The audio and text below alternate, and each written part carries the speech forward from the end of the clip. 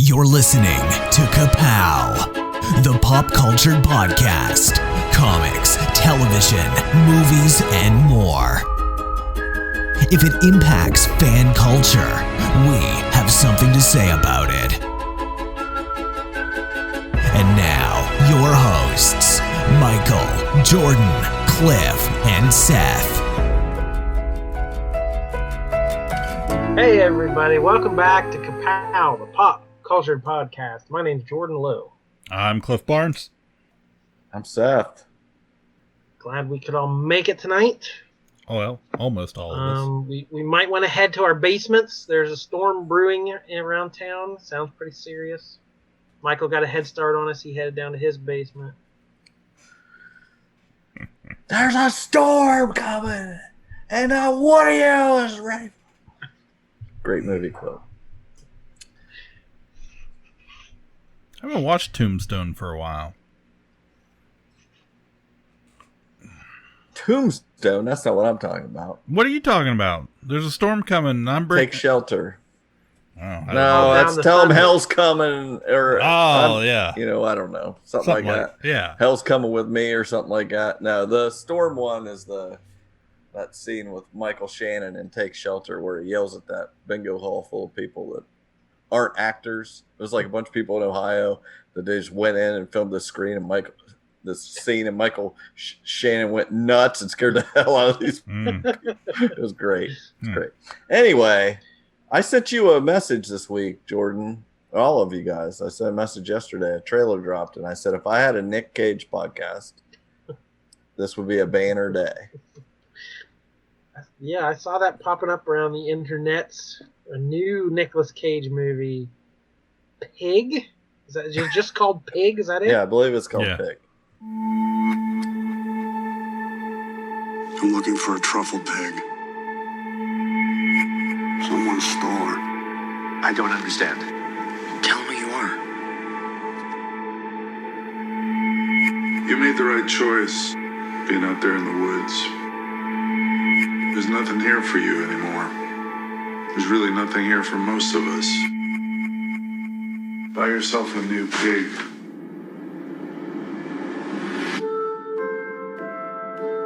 What are you thinking? I remember every meal I ever cooked. I remember every person I ever served. You live your life for them, and they don't even see you. You don't even see yourself.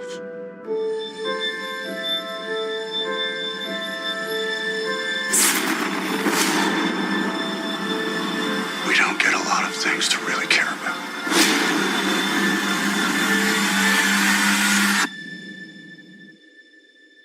Who has my pig?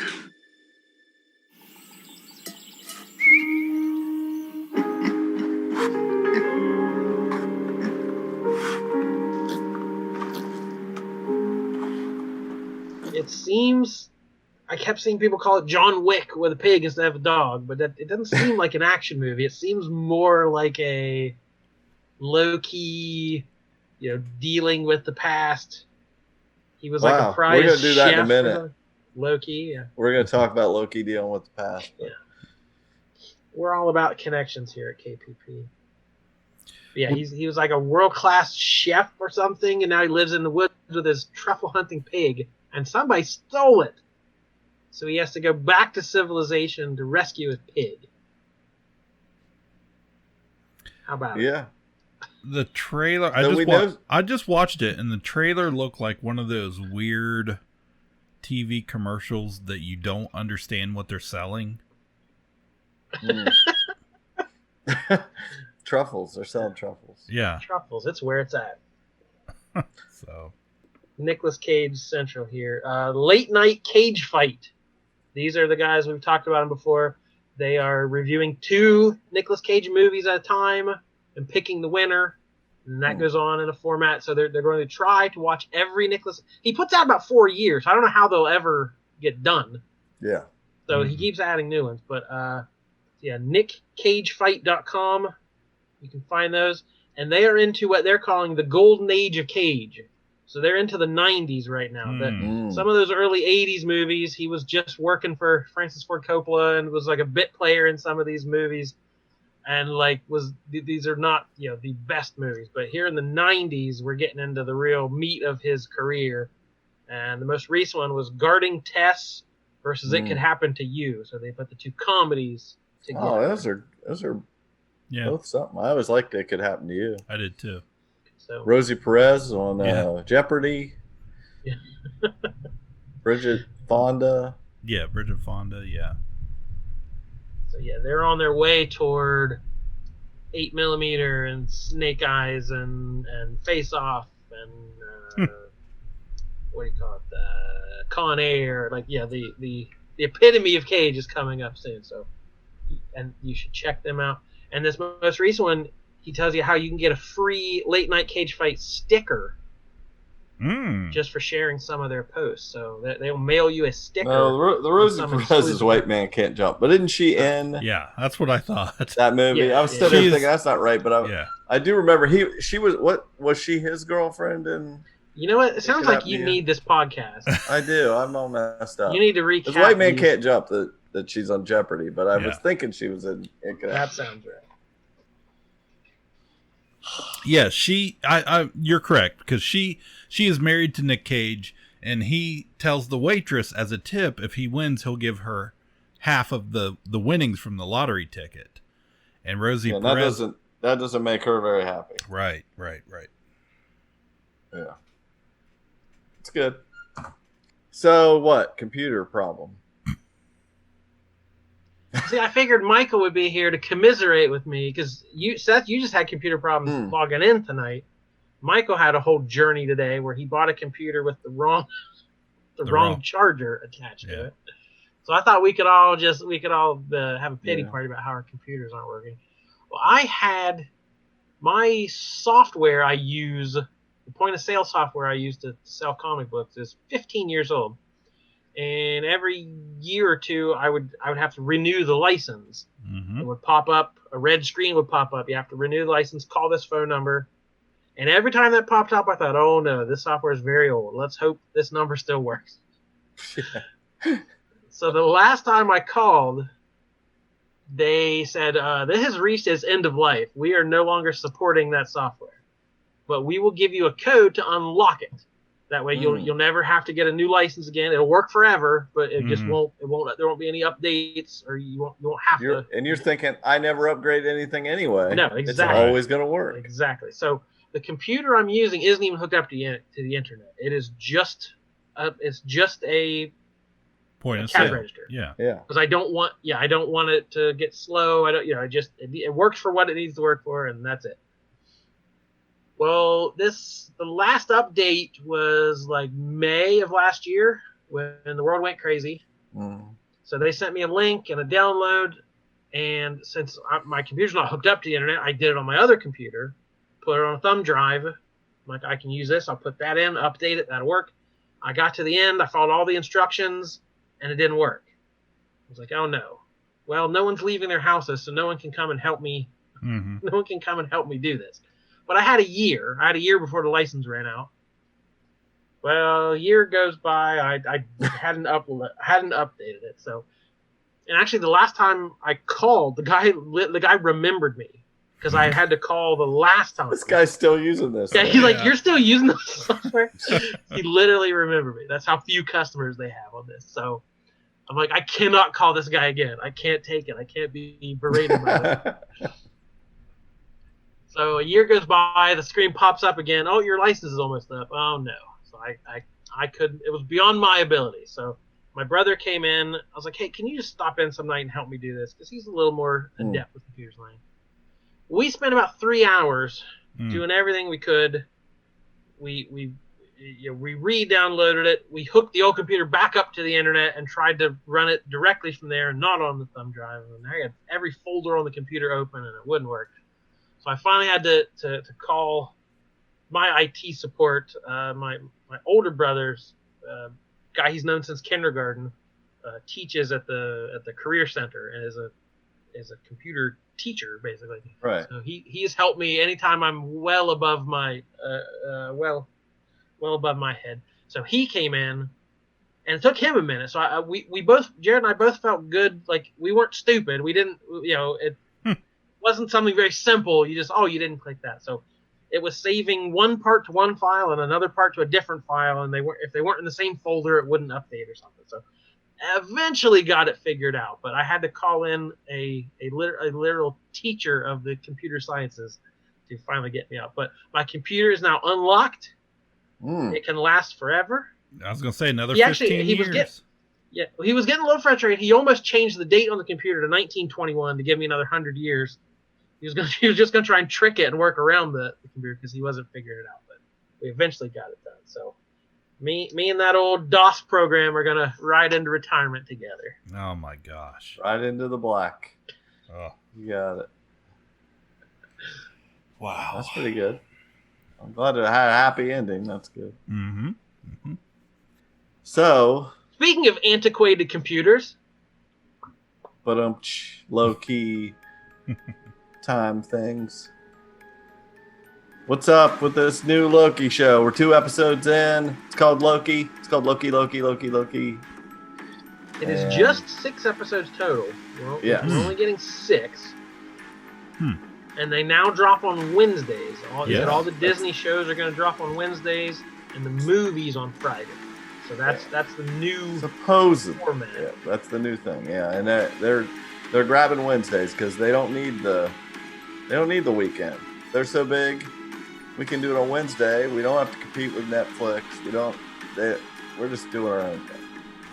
And it must have worked. It said that it was their most watched. The first day downloads were better than Wanda or Falcon. And it said in the first week, it was the most watched season premiere for Disney Plus in the first week. So I had kind of predicted that. I thought Loki was a fan favorite of this. So and the Marvel shows have been huge with the general population as well. So it's no surprise to me. It's a huge hit already. All right. So what do you guys think? I really liked that first episode. I know you had commented you felt it was a little played out at first. They kind of. Well, yeah. Quickly, I would just say the aesthetic is that 50s, 60s tech. Yeah. And I was just commenting, like, I like that, but I liked it the first 20 times I saw it. We've seen it a lot. That is a thing. Like, the Legion was like that, and I feel like did the Dispatches from Elsewhere have that kind of aesthetic? I can't remember, but like so many of these Umbrella Academy was the biggest. Oh, okay, I didn't even watch that, but that is the go-to for this type of thing, and I feel like it doesn't feel original. Now some of the animation and things that they're doing add something to it, and I like it, but like I said, I'd almost like to see a different era used for this kind of stuff. But and the Umbrella Academy is superheroes dealing with variance in the timeline, and it's that you write something or you type something out on a typewriter and put it in a pneumatic tube, and it shoots over to the office, and a secretary gets it and brings it on a tray. Yeah. It's Mad Men sort of feel, like an office feel, and it has the same vibe. So you want something a little different from Marvel, I guess, but yeah, I had. So that was really my main thing is it didn't feel fresh in that respect. I hadn't put that together until you commented. I'd already watched the episode and I was like, okay, this seems like it's going to be fine. It's not a series I was overly excited about. Like, I need more Loki, because it's a character that we've been watching since Thor, and he was in the main villain in the Avengers, and like he's been in it feels like over a lot of movies over and over and over again. So it wasn't like a Falcon Winter Soldier thing where I felt like there was some new story to tell. But I did really like the first episode. I'm going to have to watch the second one again because there was a lot of talking and a lot of stuff going on in my house as I was trying to, trying to watch and it. on the show. The show is heavy exposition. Yes. Just tons of explaining, like, I know they have to. They don't, they only. Yeah. It's the only way you're going to get there. They're trying to. This is mainstream, and they're trying to explain this to the general audiences, which is tough. Like I think another issue I had with it, and I feel this is my issue, not theirs. I love the idea of the show. I never was a Doctor Who fan, even though I tried it, and it never, like, I made a couple episodes, I was like, no. But this is like what I feel like I want Doctor Who to be. So I do like this, but there's a, I think honestly, one, I've seen the aesthetic so much, and two, I am a time travel guy. So Right. this is, all of these ideas are played out in my head. I have a Time Watch RPG that I've worked on, and it's this kind of stuff, and I just feel like everything they're talking about, I've already exhausted my brain thinking about, and it's new to some audiences, I guess. But yeah, that's definitely the other thing I kept hearing it referred to. It felt very Doctor Who in its structure and feeling. But yeah, that's the old Stan Lee thing. Every issue is somebody's first issue. So this show, you can't rely on them to have seen all 20 movies and Loki's character development. You've got to go back over it and at least explain the bare bones of where he is. And I hope people are, it's not, like you said, it's kind of over-explaining something that's not that complicated. But I could see people being a little confused that this isn't current Loki. This is 2012 Loki. right. He is the time variant. So in Endgame, when he stole the Tesseract, he created a new timeline that wasn't supposed to exist. And so this is the Loki. He hasn't had all that character development. He hasn't had Thor 2 and his mother dying, Odin dying, him becoming more of a hero, bonding with Thor. He hasn't done any of that yet. So he's still the cocky 2012 villainous Loki who thinks the world revolves around him, and that, the Avengers, they're just there to deal with him. I think they're trying to do both, though, with that, because you're right, he is not that character, but they're getting to let him be that guy. He binge-watched that character. He binge-watched himself, and now he is that guy. Now he's like, okay, yeah, my mom died, and I like my brother, but okay. So now I'm there. I am that guy again. And I like that. I like the fact that, like, the Tesseract and okay, how are you going to do this? We did Endgame. This is the biggest thing. How do we make this interesting, this next step? Well, it has to dwarf everything you've already done. So now the Infinity Stones are just paperweights to this story. They're nothing. This is the only thing that matters. When things happen, yeah, we know. Okay, yeah, it's just really belittling what has come before. It really is. And that idea of it's all predestined, it all happened, it's going to happen or not happen. It's already decided. There's no tension or drama I have a complaint about that, because that is not how I've ever taken that. I've seen other time travel things say that. Oh, it doesn't matter what I do, it's all predestined. That's not what I take out of that. Yes, you still had free will to do. It's not like you didn't get to choose what you did. I never liked that. Well, doesn't matter what I do, it was predestined. Like, I didn't get to decide. No, you still decided what that was. Whatever you chose, that's what they will have already seen. I don't know. It's a little scruple I have with that. It's like people act like they have no free will with what's going to happen. No, you still chose what you did. As another powerful cosmic trinity once said, if you choose not to decide, you still have made a choice. That's true. And they know what's up. Those guys, which one of those guys is Kang? One of those, Alex Lifeson is clearly Kang. Okay, anyway, so I don't know. I like the Mobius character Owen Wilson's playing. I like that the only thing they kept from the Mark Grunwald based character is the stash. He's got the Grunwald stash from that character. And it's so funny. I don't know. I've never read any of these. I don't know anything about the TVA or that character, or I don't know much about Kang, really. And then I go onto Reddit, and there's a whole board full of experts who know everything about the Time Variance Authority and their appearances in the comics. Like, come on, nobody knows this stuff. Yeah, this is real obscure. I know you may have watched a YouTube video, but let's not pretend we're experts. Yeah, I did have to look up in one of my omnis here that apparently the girl that was like the judge or whatever, and then she was in the second episode too. Ravonna Renslayer. Yeah, she's in her first appearance is Avengers 23, issue 23, and she is with Kang. So I would expect her to be some sort of villainous character at some point, be revealed. I would think, because she's a Kang related character, but not. I'm sure that will change everything about her. We'll see. I told you guys this just didn't really click with me, which I don't know why. I seem to be of the wrong opinion. Everybody seems to be loving this show. It's getting the same kind of over the top response, like I said, on Reddit or any of the social media places I've looked at. But it just, something about it didn't work for me. And I can tell you very plainly, like, I didn't take any notes. Both these other shows, I sat there and, what happened? Oh, that's a great quote, or this is important. This is a reference to that. And like, just this show didn't have any of that. Nothing about it was like important enough to me to even write down.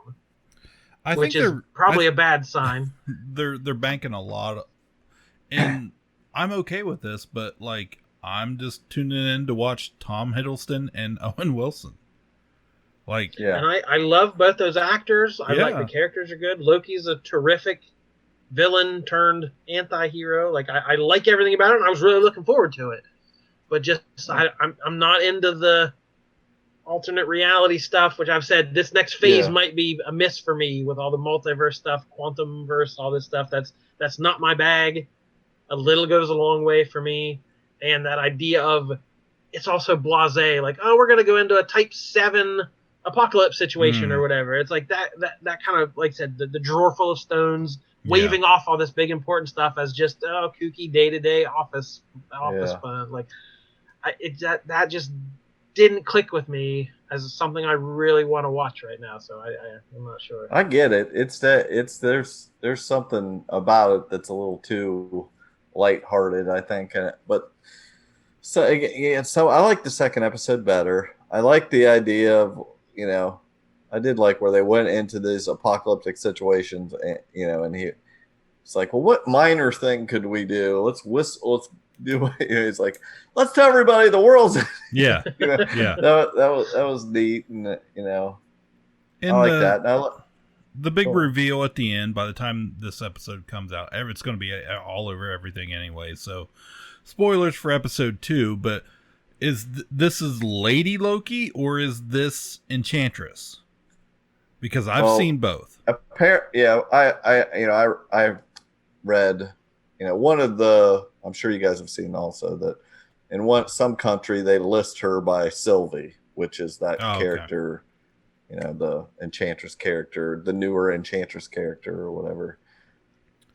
So, seems like that's what's going on. I'm sure Jordan knows more about her than I do. Not really. Yeah. Well, we know it's some sort of character that was given some powers, and who knows? I don't know. It's all leading to Kang as the new number one. Like I don't know how far we're going to get there, or are we just going to keep getting a little hint? I doubt we're going to see the actor as Kang or anything, but I don't know what this is seeding for this next step. I mean, if we do see him, it's going to be just that last 10 seconds. Yeah. So leading into Ant-Man and. Yeah, definitely something is up. Not everyone's on the straight and level. The whole, there's something they're hiding there at the TVA, or not everybody is who they say they are. Something's gonna twist by the end. Yeah, there's some different. There were some obvious things they were trying to get you to know. Like, I don't know what the deal was with him, with Owen looking at the pen or whatever she had. and said she had some pen. It was like the Franklin something University or some school, and just like he's like, "Where'd you get that?" Oh, so it was just like, what was the? I don't know what that's referring to. Though sure, it's definitely going somewhere. It's like something to do with something else, but it was just so blatantly obvious. I like it, the little touch they keep doing where they have all these drinks that are you can't get anymore. Like people have these drinks from different moments in time. You know, wasn't there was like a Disney drink or something in the first episode. I figured you'd be all over this, Cliff. There was a drink apparently that was something to do with Disney, and then there was a drink two different drinks or something. There's one that was that in the 90s, that juice box that Richard what's his name? I can't remember the guy. Much like Jordan, I haven't been paying. I've watched it, but I'm not paying like super close attention. I haven't went back and watched it again on any of the episodes yet, for whatever reason. But I mean, it's likable enough for me that if nothing else, it'll fill in some space till the next series shows up. So yeah, I was curious, I'm judging it against the other Marvel stuff. So yeah, it's as far as just an hour of TV, it's delightful. It's fine. Yeah. But just as the next big Marvel thing, it's not hitting that spot for me. But I can see why it would. As I said, people love Loki, and he's definitely big for that the side of fandom that is into the shipping and the cosplay and the different costume designing and fan art and that kind of stuff. Like this is a great. We're going to see a lot of variations on these characters and different timelines and what if scenarios and like I said, the fan fiction writers and that kind of stuff are going to go hog wild for this because it's going to play right into those hands. But my problem with I saw a headline, one of many headlines a couple of days after Loki confirms Coulson stayed dead after Avengers in real MCU timeline. I don't know what they're talking about, and I wasn't going to click it. Because didn't Agents of S.H.I.E.L.D. retcon it or something? Yeah. I don't know. Yeah. Well, he didn't. Yeah, he obviously did. But no, we have a real MCU timeline now. Yeah. And people are going to start arguing over, well, this is, fact, this confirmed, Mephisto confirmed, that kind of thing. And what's real and what's not, what's retcon and what's changed. And that's, I'm a fan of time travel to a degree, but when it gets to that kind of nuts and bolts nonsense of, because of this stray comment, that means this movie from 8 years ago now has a new context. No, just stop. I don't need a scalpel to dissect this stuff this way. I just want a fun show, please. Yeah. Hopefully that's. I will say that some of the simplicity that it feels like it has to it, they really do need to keep it as simple as they can for the mass audience and for all of our sake. We don't want to have to think too freaking hard. I liked what they did in Endgame. All of that was the way to do the time travel stuff and make it fun. And hopefully, there's going to be a ton more of that and all this multiverse stuff. And there's going to be a lot of fun that's possibilities with that, but they have to make it make sense and not give people too many threads to pull. So we'll see what happens. So far, so fine. The miracle they pulled off having 20 plus movies like clockwork all intertwined could all blow up if you want to start changing things and tweaking things and going back and rewriting some things. That's my worry. I haven't had reason to worry for a long time, but that's my only real worry through this next phase of things. But there's only 6 episodes. It can't be a huge. How much damage could they do? Yeah, right. That could be part of the reason we're moving fast. And he became an agent and then betrayed the agency in the span of half an hour. So. Yeah, I like that twist at the end there where he went through the door and stuff, and that's not what we were expecting. We were thinking he's going to be going around with Owen Wilson doing what they did the first part of that episode. So I like this jacket. This variant one. Yeah, I think the day that episode premiered, they already had a walk around Loki character in Disneyland wearing the variant jacket. That's cool. Yeah. So that's cool for Disney because usually they're behind. right. Like For they'll once, come out. Okay, now we'll have somebody a year after their movie came out, they can show up at the park. Always playing catch up. Oh no, Perlmutter won't let them. They got to go to Universal. Perlmutter.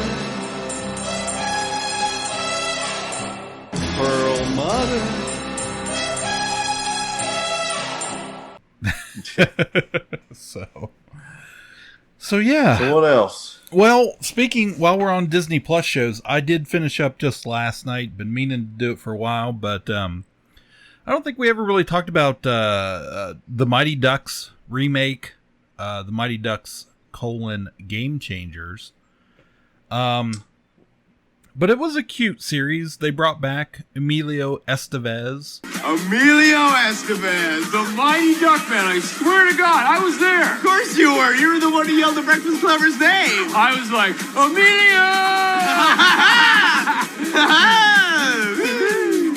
So, anyways. And added Lauren Graham from like Gilmore Girls and all that. And all new kids. So, set in present day years. The kids would be in their 40s now, so hopefully they're all right. kids. Well, they actually brought back a big That'd be chunk. great. They were all still in school. Yeah. They never graduated. They all Hey, became. coach, when's practice? Yeah. They're all pro. Yeah. City. Kids City League. They've been kicking these kids' asses every year. We're all at the same skill level, Jerry. So they did bring back the most of the kids from the original series for an episode, which was fun, and to see what Gordon Bombay was up to in a Ducks reunion type of thing. But the basic premise is Bombay is nowhere to be found. The Ducks are now the premier team in the state, and they're like the Hawks were in the original movie. They're all the rich kids with the lawyer and doctor parents who force their kids to play hockey because it looks good on their college resume and they win state titles. They take all the fun out of it. So that's the basic premise. One kid gets cut from the team. His mom decides that they're going to put their own team together. She gives a big speech. Lauren Graham names herself the coach and calls them the Don't Bothers, which is just a terrible name. They have terrible logo, terrible uniforms. Everything about it is terrible. But that's the basis of the story. I think it's 10 episodes. It's actually pretty cute. It's a fun family show you can watch with your kids. And everybody is fine in it. It has a happy ending with a callback, so it's a good time. So family, if you're looking for something to watch with your little kids, then it's fine. It's just as good as the original Mighty Ducks were. It's just TV format. So watch that. And then anything else on Disney Plus, guys? You've watched Black Widow's coming out very soon. Do we want to stick with TV or just switch over to movies right now? Well, I mean, there's still lots of TV here. We got okay. Keep going with TV. Still watching The Bad Batch. I didn't watch today's episode yet, but I watched it this afternoon. It was good. I know that the last episode I saw, they were getting back to some of the core storyline, and then got some. I watched a new show. Ooh. Yeah. I watched a new show called Kevin Can F Himself with Annie Murphy, I think her name is, from Schitt's Creek. Is that correct? Yep. So now she's in 2 shows with some questionable titles. Now I noticed this isn't out on the regular network yet. It's only on the stream. It's advanced. It dropped it in advance on the streaming channel. So a little bonus if you have the streaming channel. It's on AMC Plus, which this is Prime Day is coming up, and they have a deal on Prime. You can get it's a few different channels for 99 cents a month for 2 months. So I was like, well, I can watch this show for the next 2 months for $1.98. And so I went ahead and got it and watched the opening night for that show was 2 episodes. So I watched both those first 2 episodes of it. And it is an interesting take. Did you guys see what they're doing on this show? The gist of it, yeah. Yeah, it's kind of an answer to what all the sitcom wives have had to deal with. It's always a goofball husband on a sitcom with some hot wife that, just gets crapped on because she's a nag and all that, So there was a show, the title comes from that Kevin James show called Kevin Can Wait. I never watched it, but apparently in that show, because, of course, it was the King of Queens, him and Leah Remini. Big hit for years and years. Well, then he had I'm sure he had other shows, but there was a show his next few years big ago show was Kevin Can Wait, and he had, I think I may have watched 5 seconds of an episode and was like, nope.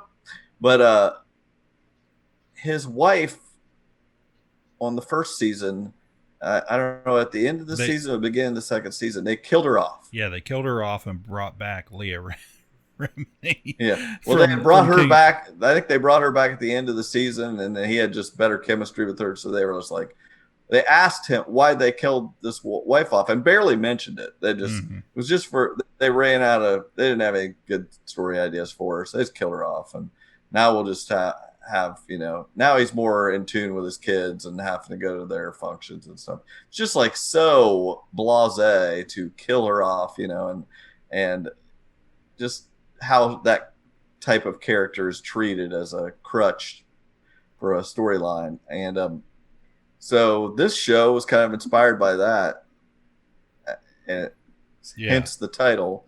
And the show starts out, it is a bright sitcom house, looks very reminiscent of All in the Family, Married with Children, the couch stairs going up and all this. But the husband, I don't know the actor's name, but he's like bug-eyed and just like obnoxious and jokey. And I mean, it is sitcom humor. There's a neighbor guy is always there, and I think the neighbor's dad maybe is there, or who knows who the dad. It's somebody's dad, and they're just constant jokey garbage. And she's the wife, coming in with the laundry and things, and then she leaves the room and goes back through the swinging door into the kitchen. As soon as she goes in there, the aesthetic is more like Breaking Bad. It's like dark, and she accidentally smashes a mug and cuts herself, and there's a roach crawling across the floor, and she stomps on it. It's just, all of a sudden, it's like a gritty type show. And you make the connection quickly that if it usually sticks to this, if Kevin is not in the room, it's no longer bright and sitcom-y. There was one exception to that, but mostly it's like if he leaves the living room, it goes dark, and all of a sudden it's gritty in there, and you're in the same room, but they've just changed the whole look of it. And it's like the neighbor lady that was jokey or whatever in there, if she walks outside and walks by the neighbor's house, she's like smoking a cigarette on the porch, and it's like, it's just it's a totally different show. It's very dark in those moments, and I'm gonna stick with it. It's like 8 episodes, I think, but it's a very interesting take. I love the idea. I don't think they're executing it as well as they could.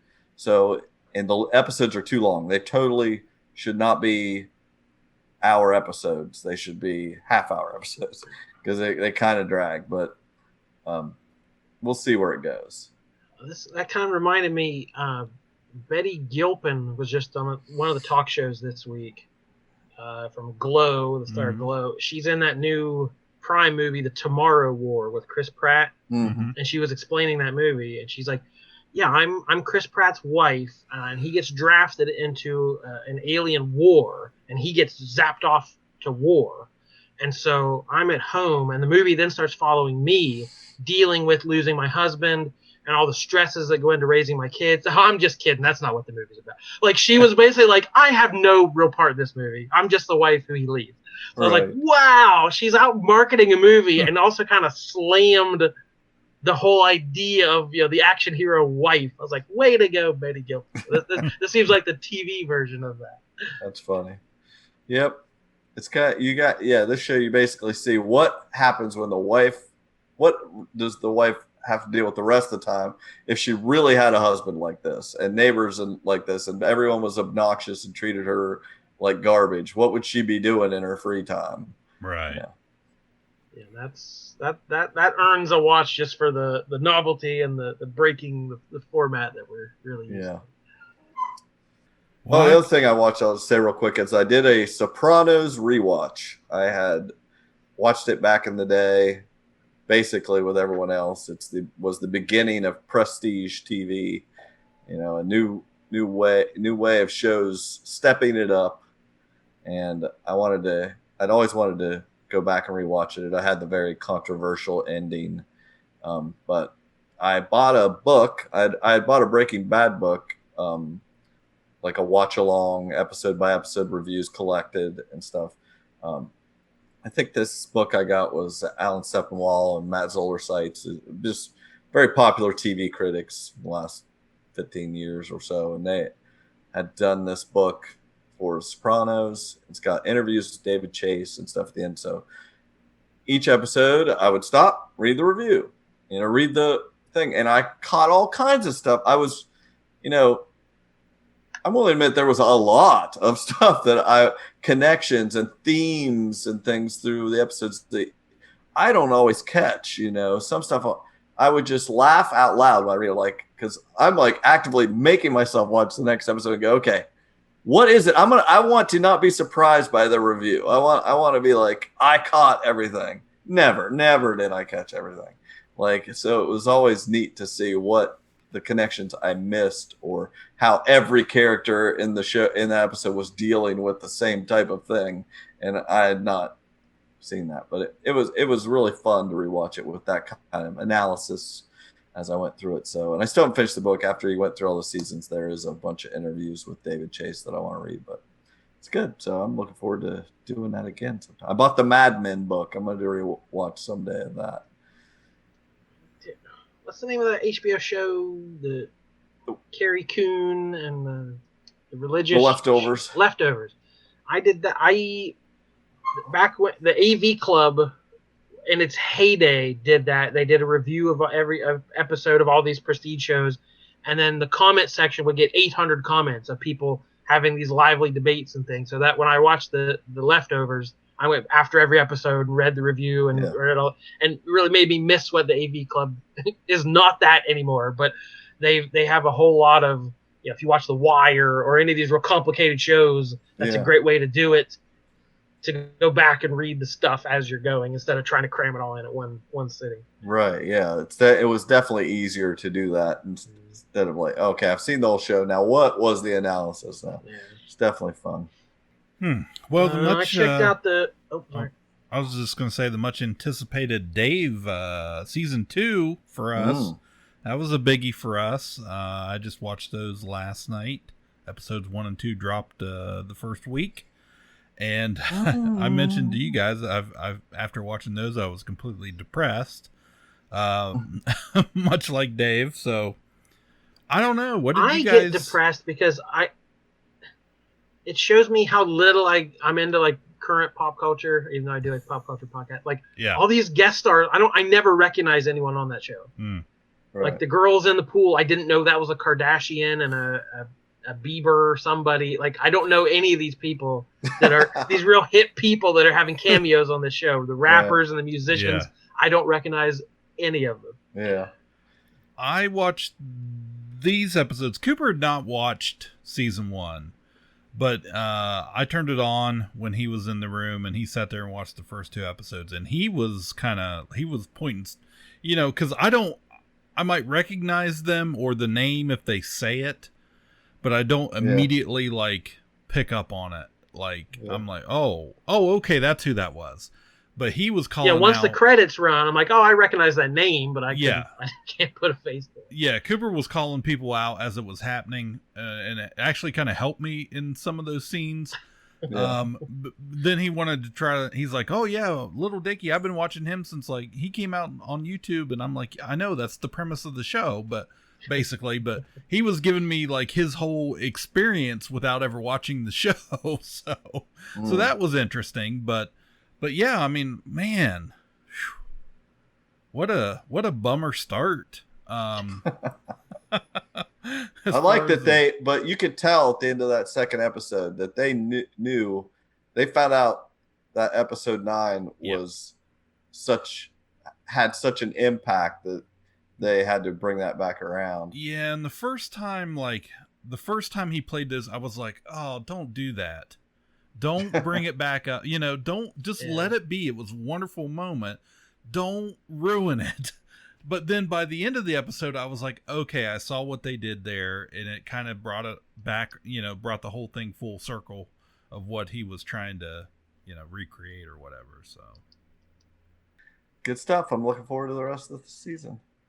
I'm just over here twisting nips, bro. Yeah, that was good. Gata is the scene stealer of every episode. They get pretty graphic. He just like looking. I was like, wow, they were just gonna just show anything. Yeah, nothing is off the table, and that table may have a hole cut in it. So yeah, not anymore. He's got contraptions. Yeah, he's went robotic. So, anyways, okay, what else you got there, Jordan? Just gonna say the Netflix series Sweet Tooth had debuted the day we recorded the last, so I had a chance to watch all 8 episodes. They're all about 40-45 minutes each. Some stories start at the beginning. Ours begins here.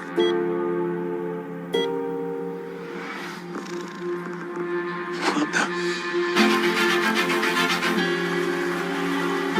No one knew which came first. The hybrids or the virus?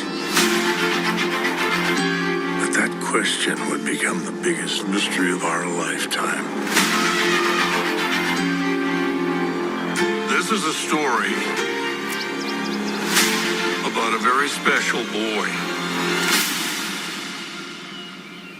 A boy we come to know as Sweet Tooth. This is the DC/Vertigo series by Jeff Lemire. It's a little boy who was born, they call them hybrids. He has like deer antlers and little deer ears. And could be poor timing. It's about a virus that escapes a lab. And at the same time, these hybrids are starting to be born. So all the babies being born are part animal. So they don't know, did this virus cause the hybrids? Or they want to believe the hybrids caused the virus. They want to blame the hybrids for doing this. So the hybrids are being hunted. They want to experiment on them to kind of cure this virus. So it's kind of a dark premise. It is a post-apocalyptic sort of series, but it's also, there's a little bit of violence and a little bit of language, but it's almost like a family show. It's this little boy has to go out on a quest. He's looking for his mom. He's never left home before because it's too dangerous to go anywhere with these antlers. He can't blend in anywhere. And the main little kid is pretty good in the series. He's very, I think someone says he's got hope coming out of every pore. So he is just an optimist. He doesn't understand the dangers of the world. So he has a real bright, why can't we save the day? Why can't we find my mom? Why can't we get out of this situation? So he hooks up with a guy who has seen the dark side of the world. So they have to he has to protect the kid, but the kid's bringing out the the protective father figure and the big man, he's called. So I enjoyed it. I thought it was really strong. The effects, the little hybrid babies weren't great. They were like, it just looked like fur patches glued on some of the kids. Like the effects, the practical effects were not great with a lot of the kids. But there's one he was like a groundhog kid that everybody's gone crazy for. So Bobby was his name. So he is the breakout star. This cute he just wears like Oshkosh overalls. He's just a little groundhog boy. So I think it's worth a watch. I've never read the comics, so I don't know where it's going, but I thought the first eight episodes are pretty strong. Yeah, I have not watched that. I did watch a couple real quick one real quick movie. Disney Plus, Raya and the Last Dragon is free to watch for everybody. So I did finish it up last night. Took me a couple weeks to actually to watch the whole thing. Watched it in pieces, but it's good enough. I didn't love the first half of the movie. Thought it was kind of slow. It was kind of convoluted. They're trying to do, it's a fantasy story, but it's almost, it's like set in a real centuries ago, basically. But yet it was kind of like Tangled. They were trying to do modern references almost, and I don't know. It wasn't doing it for me until the very, probably 3/4 into the movie. Thought the ending was pretty great. They brought it home. As far as that goes, I don't want to give a whole lot away about it, but it involves a fictitious land that had been saved by dragons at one point. The dragons basically sacrificed themselves to save the people. And then, of course, people are terrible and they do nothing but fight amongst themselves and don't help each other out and they have to figure out how to do that again. So, but as far as Disney movies goes, it's fine. It's just, I don't know. I didn't think it was quite up to their standards, but it's probably still better than most animated movies. And then finally, I got to bring it up, guys, and I know you guys probably didn't watch it, but HBO Max is, as well as in theaters, In the Heights. It's absolutely wonderful. Let me just listen to my block. It's quiet. Usually the one train's up there screeching. There's so much stuff going on. Just got me thinking about all the people I care about the most. There's a breeze off the Hudson. And just when you think you're sick of living here, the memory floods in. The morning light off the fire escapes. The nights in Bennett Park blasting Big Pun tapes. It's a story of a block that was disappearing once upon a time in a faraway land called Washington Heights. Who's gonna notice we're gone? Say it so it doesn't disappear. Washington Heights! Look who's home! Bad changes happening on the block since you've been at school. When it came to dreams, we had to keep scraping by. Ice cold piragua. It's silly when we get into these crazy hypotheticals. You really want some bread, then go ahead, create a set of goals. I pick a business school and pay the entrance fee. And maybe if you're lucky, you'll stay friends with me. They used to say, you work hard, you live by the rules, the things will come, and those things will heal you. I'm not gonna sit here and give you some fairy tale. Ignore anyone who doubts you.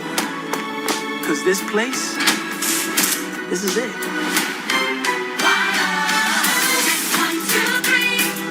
I just want to see the whole world through our eyes. Let's go! Go show them who we are. Today's all we got, so we cannot stop. This is our block! This is the moment when you do better than me. Because you can see a future that I can't. Sonny, you're late. You know you love me? It very well could be my favorite movie of the year. I've watched it a couple times already. It's about 2.5 hours long. I heard it was really long. Every reviewer I've heard said it was too long. Well, I know the book. I know the book. The people have said it's very massive as a story. That he based the Broadway production on. So this is Lin-Manuel Miranda, his big first initial hit. I think he started when he was in college at like 19 years old with this project. He was in The Sopranos, by the way. Oh, Lin-Manuel Miranda. Didn't notice him the first time, but he was showed up in there. Yeah, so he started doing this like in 2005. This was his big, huge, being discovered moment. Got brought up to Broadway, won a ton of Tony Awards, and then I think set a record for Tony Awards. It's all it's about a neighborhood in New York, Washington Heights, that is slowly disappearing. It's full of Latin heritage from people from the Dominican Republic, people from Cuba, Jamaica, Puerto Rico, all over the Caribbean. And he originally started in the Broadway production. In this movie, Anthony Ramos from Hamilton, he takes the leading role. He plays... I am Usnavi, and you probably never heard my name. Reports of my fame are greatly exaggerated. The main character in it that Lin-Manuel Miranda played in the play, and you can immediately tell he wrote the music for it. He wrote it for himself. A lot of the songs have a very, it predates Hamilton, but you can definitely connect the dots between the two and the style. Just because he wrote it for himself. I'm not going to connect the dots. Right. So, no, that was good. Don't shake your head. No, I'm just worried because I saw this headline the other day. I had to relook up how Lin-Manuel Miranda went from cool to corny. Over the past 4 years, the star musical composer has become a symbol of millennial cringe. I was really worried. Why is Gen Z TikTok turned on Hamilton star? Teens on TikTok have begun mercilessly mocking the Pulitzer Prize-winning playwright. And I thought, what has he done? Is he going to get canceled? Is something going to go wrong? But then, relax. It's mostly down to Miranda's cringe-inducing, lip-biting selfies. So the kids today are dragging Lin-Manuel for these uncouth selfies. Wow. So... Well, his train might be over. This might be his last hurrah, guys. So just enjoy life. When Gen Z TikTok turns on you. Yeah. He said chuggy. I'm going to use a term the kids use. Chuggy. Sounds like a villain that should have shown up on the costume list. Gen Z TikTok. I will just say, I don't want to give much away about it. It's got a lot of people talking. It's a beautiful movie to watch. I might watch it. That was another late night bit. The Seth Meyers did, one of his Latina writers. Mm-hmm. It's like, oh, she has a review, and it cut to her, and she was just bawling. Yeah. It's like, it's so beautiful. They ate flan. Like she couldn't even describe why, but it was just like that idea of just seeing that representation and just a joyful celebration. And it doesn't matter what the story is, and the critic take doesn't matter on this. I just remember the trailers coming out for that and West Side Story. Spielberg's came out around the same time, and I was like, the Spielberg trailer was a billion times more interesting to me. Like, I can't wait. I like West Side Story, but I can't wait to see his version of it because just like it was kind of epic the way the trailer was cut. And then I watched the In the Heights trailer. I was like, ugh. I actually saw Lin-Manuel Miranda in an interview kind of addressing, I think it was him addressing that kind of thing. The fact that for the past 50 years, the Latino culture on Broadway has been exactly that. And it had not progressed. And they were still doing the same bits with guys and, gang members holding knives and snapping fingers. And nothing has been done since then. And he's kind of gotten a lot of praise when this came out because he addressed that. And he showed way more actually about their culture. And and giving, you know, a much more diverse representation of it. And even he had to apologize. Yeah, it wasn't diverse enough. yeah, it's almost like you can't do anything right. But yeah, then there was some criticism about, you know, the lack of Afro Latino representation in this movie, and he has taken zero selfies. He has taken zero selfies that address that concern. Right. But he did an interview on The Daily Show with Trevor Noah and kind of addressed it. He asked him straight up about it, and I thought he gave a pretty good, you know, he owned it. He didn't deny it. He said, yeah, I'm sure that's probably true. I have to do better from here on out, and that's all I can do is just acknowledge it, you know, try and be better than that and move on from it. And I was like, well, you know, I how can you criticize that? He owned up to it. No, that's the whole thing. That's any kind of cancel culture and stuff. If it's like all the obvious way to handle it and deal with it right is if there's something that was a problem, just apologize for it and try to do better. And it's like so many people are scared to do that. Right. Exactly. So, he's just such for me, he's such a likable guy.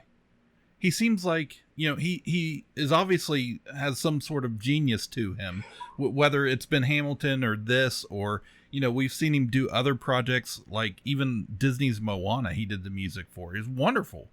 And then Sopranos. He's got Sopranos, all his work, of course. All his everybody work knows, in Sopranos as a bellboy. Everybody knows him from that. But then he has that new Andrew Garfield, that Tick Tick Boom he directed coming out that's getting a lot of hype. So I've talked about him before. I'm obviously a fan. I like his work. He plays a minor role in this movie. Some comic relief. He does bring in some of the original cast. Christopher Jackson, who played Washington in Hamilton, had originally played Benny in the Heights. He comes back, plays Mr. Softy, the rival to the Shave Ice guy, the ice cream man. Extra credit scene. Professor Pig there. No Professor Pig. But I honestly, I can't say enough good things about it. My son and Cooper and I watched it together. He stayed up. We were up to like 11:30. He had to get up early the next morning. He's like, I have to watch the end of this.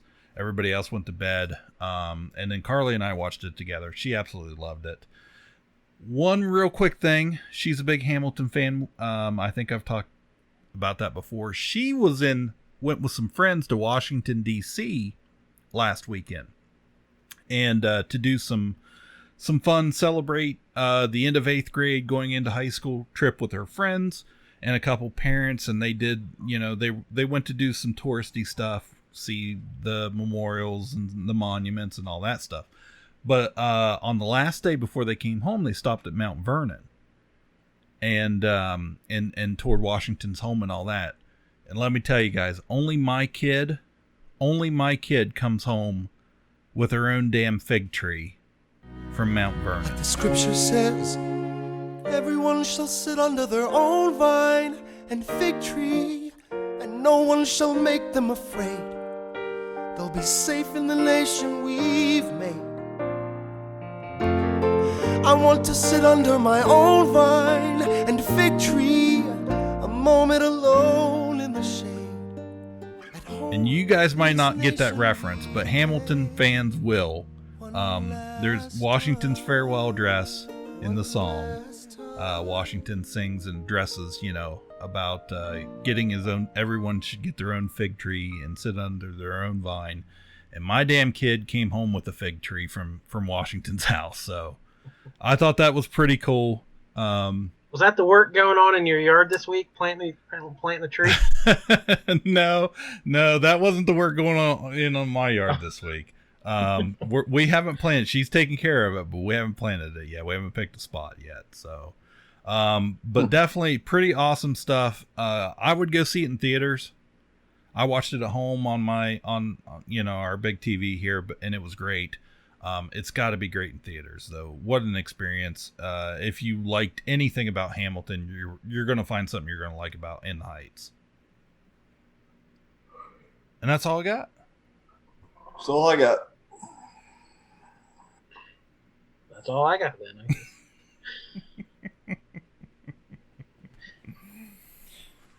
So, well-oiled machinery that we have. yes, indeed.